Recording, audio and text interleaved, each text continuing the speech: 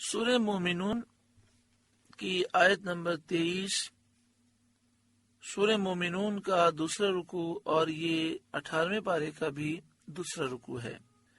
اللہ رب العالمین نے ارشاد فرمایا وَلَقَدْ أَرْسَلْنَا نُوحًا إِلَىٰ قَوْمِهِ، اور بے شک ہم نے نوح کو اس کی قوم کی طرف بھیجا۔ فقال، تو انہوں نے کہا یا قوم اعبدوا اللہ، اے میری قوم اللہ کی عبادت کرو، ما لکم من الہ غیرہ، اس کے سوا تمہارا کوئی خدا نہیں، الہ نہیں، معبود نہیں۔ افلا تتقون، تو کیا تمہیں ڈر نہیں، کیا تمہیں اللہ کے عذاب کا ڈر نہیں جو اللہ کے سوا اوروں کو پوجتے ہو۔ فقال الملأ الذین کفروا من قومہ،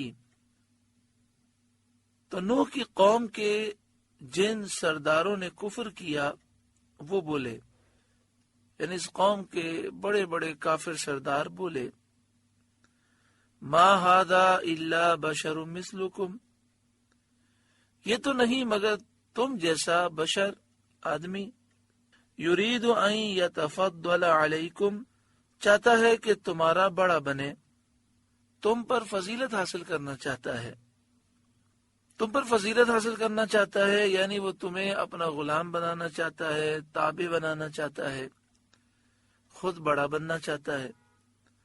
وَلَوْ شَاءَ اللَّهُ لَأَنزَلَ مَلَائِكَةً، اور اگر اللہ چاہتا تو فرشتے اتارتا، اگر اللہ تعالی رسول کو بھیجنا چاہتا اور مخلوق پرستی سے، بتوں کی پوجا سے ہمیں منع کرنا چاہتا تو فرشتے اتار دیتا۔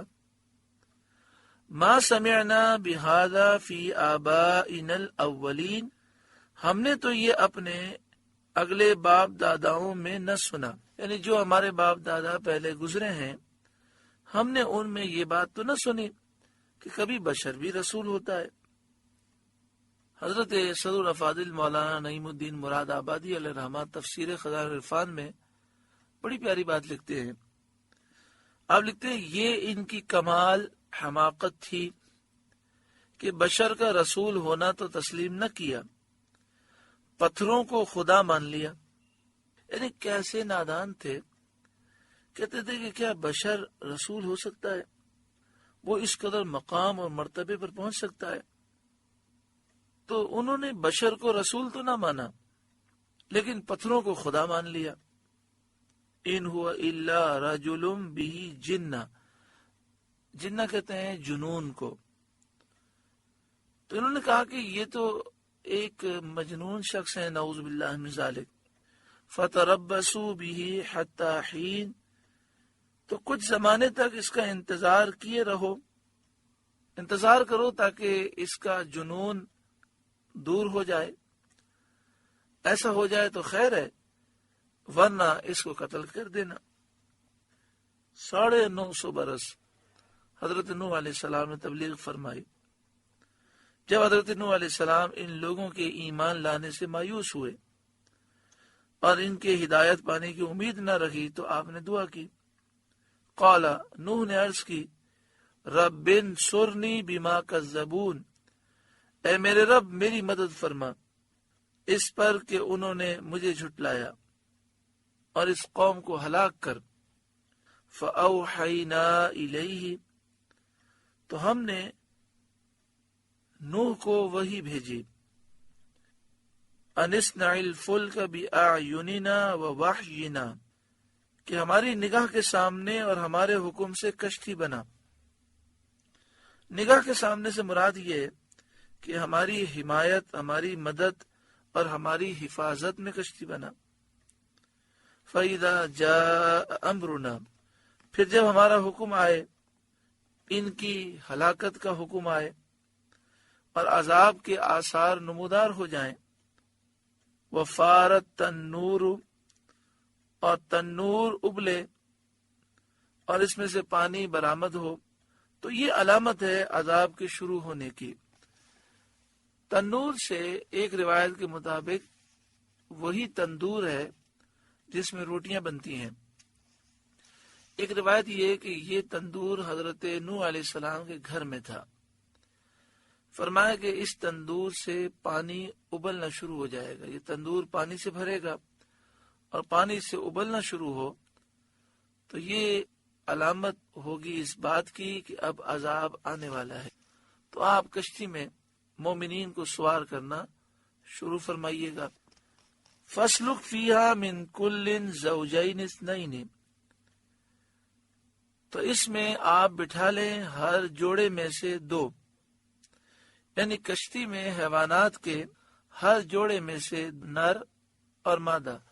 دو سے مراد یہ ہے کہ جانور کی ہر قسم میں سے ایک نر لے لیں اور ایک مادہ لے لیں. تو جب یہ موقع آیا سارے جانور آپ کے ارد گرد جمع ہو گئے. آپ جب سیدھا ہاتھ بڑھاتے تو جانور کا نر آ جاتا، جب الٹا ہاتھ بڑھاتے تو مادہ آ جاتی اور آپ اسے کشتی میں سوار کر دیتے. اس طرح ہر جانور کا ایک جوڑا آپ نے کشتی میں سوار کیا.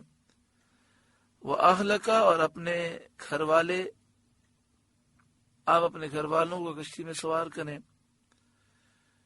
حضرت نوح علیہ السلام کی ایک زوجہ منافقہ تھی اور ایک زوجہ مومنہ تھی، اور آپ کے 3 بیٹے مومن تھے.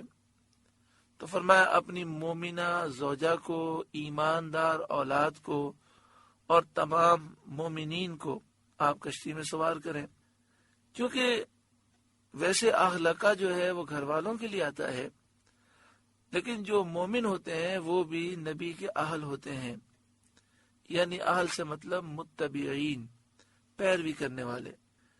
الا من سبق علیہ القول منہم، مگر ان میں سے وہ جن پر بات پہلے پڑ چکی اور کلام ازلی میں ان کا عذاب اور ہلاک ہونا معین ہو چکا.